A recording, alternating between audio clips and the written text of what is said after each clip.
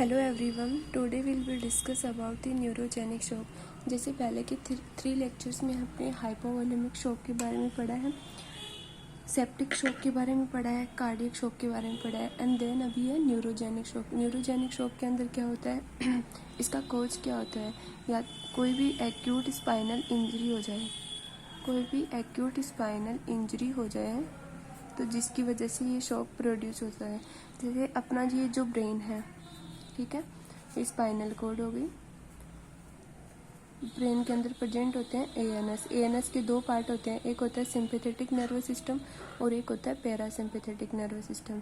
अब sympathetic nervous system में क्या होता है, स्पाइनल जो इंजरी होती है, स्पाइनल इंजरी की वजह से क्या, स्पाइनल जो इंजरी हो जाएगी ना, स्पाइनल इंजरी की वजह से क्या होगा, अपना जो सिंपैथेटिक नर्वस सिस्टम होता है वो डैमेज हो जाएगा। सिंपैथेटिक नर्वस सिस्टम डैमेज हो जाएगा, काम करना बंद कर देगा। तो इस कंडीशन में क्या होगा, जो सिंपैथेटिक नर्वस सिस्टम होता है वो एक्टिवेट रहेगा।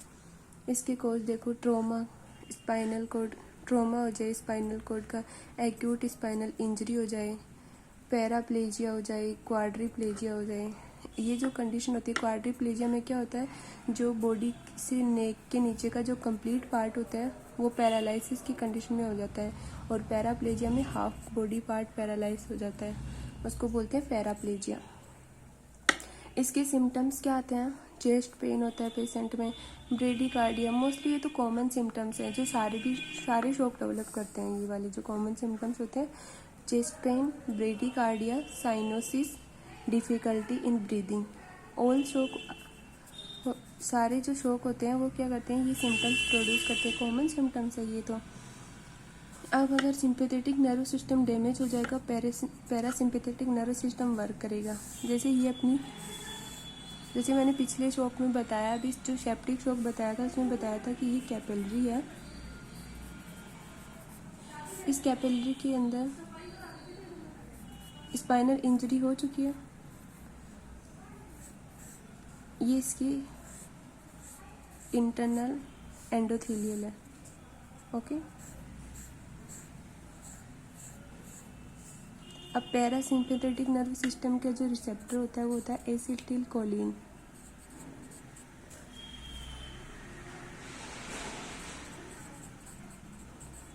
एसिटिल कोलिन होता है, सिंपैथेटिक के होते हैं नोर एड्रेनलिन एंड एड्रेनलिन। ये तो डैमेज ही हो जाएगा ना जब सिंपैथेटिक नर्व सिस्टम काम करता है बॉडी के अंदर तो अपनी हार्ट बीट क्या रहती है, ज़्यादा रहती है, हार्ट रेट भी ज़्यादा रहती है, और वेसो डायलेशन होता है। वेसो डायलेशन होगा, अगर बॉडी के अंदर वेसो डायलेशन हो रहा है तो वेसो डायलेशन की कंडीशन में क्या होगा, ऑर्गन्स को ब्लड सप्लाई ज़्यादा रहेगी, और इन केस के अंदर क्या होगा, अगर वेसो डायलेशन ज़्यादा होगा तो क्या होगा, ऑर्गन्स के अंदर ब्लड सप्लाई ज़्यादा रहेगी, ठीक है। अगर ऑर्गन्स को ब्लड सप्लाई ज़्यादा जा रही है तो इस कैपिलरीज के अंदर ब्लड सप्लाई कम हो जाएगी, ओके। अब इंजरी की वजह से क्या होगा, डैमेज हो जाएगा, अगर हार्ट रेट क्या हो जाएगी, कम हो जाएगी। क्यों? क्योंकि अगर स्पाइनल कॉर्ड के अंदर इंजरी हो रही है और सिंपैथेटिक नर्व सिस्टम ब्लॉक हो गया, काम नहीं कर रहा है, तो इस कंडीशन में क्या होगा, पैरासिम्पैथेटिक नर्व सिस्टम काम करेगा, इसमें जो एसिटिल कोलिन काम करेगा। ये जो एसिटिल कोलिन होता है इसके जो रिसेप्टर्स को लेके जाती है कौन, वेगस नर्व। वेगस नर्व रहती है, लार्जेस्ट नर्व रहती है, तो ये ऑल बॉडी पार्ट्स के अंदर ही प्रेजेंट होती है वेगस नर्व।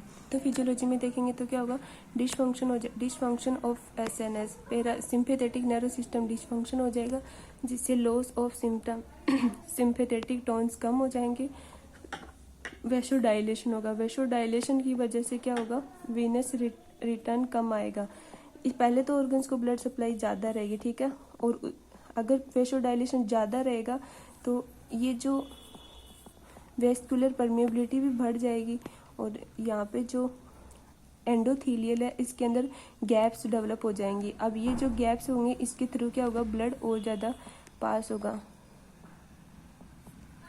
तो यहाँ पे ब्लड की कमी हो जाएगी। डिक्रीज स्ट्रोक वॉल्यूम, तो क्या होगा, यहाँ पे ब्लड की कमी हो जाएगी, स्ट्रोक वॉल्यूम डिक्रीज हो जाएगा। अगर स्ट्रोक वॉल्यूम डिक्रीज होगा तो क्या होगा, कार्डियक आउटपुट भी डिक्रीज हो जाएगा, एंड सेल को प्रॉपर ऑक्सीजन सप्लाई नहीं होगी, अगर सेल को प्रॉपर ऑक्सीजन सप्लाई नहीं होगी तो हाइपोक्सिया की कंडीशन डेवलप होगी, सेल डैमेज होने लग जाएगी और फिर मल्टी सेल ऑर्गन फेलियर हो जाएगा, मल्टी सेल ऑर्गन फेलियर की कंडीशन आ जाएगी। और ये जो मल्टी सेल ऑर्गन फेलियर की कंडीशन आएगी वो अपना शॉक प्रोवाइड करेगी।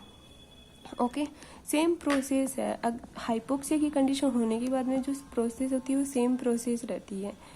न्यूरोजेनिक जो शॉक होता है वो इतना इम्पोर्टेंट नहीं है यूनिवर्सिटी एग्जाम के बेसिस से, लेकिन हाइपोवोलेमिक शॉक है वो मोस्ट इम्पोर्टेंट शॉक होता है। इसका मैनेजमेंट कैसे करेंगे? जनरल मैनेजमेंट होता है। जनरल मैनेजमेंट करने के लिए क्या करेंगे? एयर वे सपोर्ट देंगे इसको, फ्लूइड की कमी हो जाएगी तो बाहर से फ्लूइड इनटेक करवाएंगे, एपिनेफ्रिन और एट्रोप्रिन ये सब प्रोवाइड करवाएंगे। ये तो जनरल मैनेजमेंट होता है इसका। Thank you for watching my YouTube channel. Please guys subscribe and share, support my YouTube channel. अगर किसी भी टॉपिक के बारे में आपको डिस्कस करना हो तो आप मुझे कमेंट बॉक्स में कमेंट कर सकते हैं।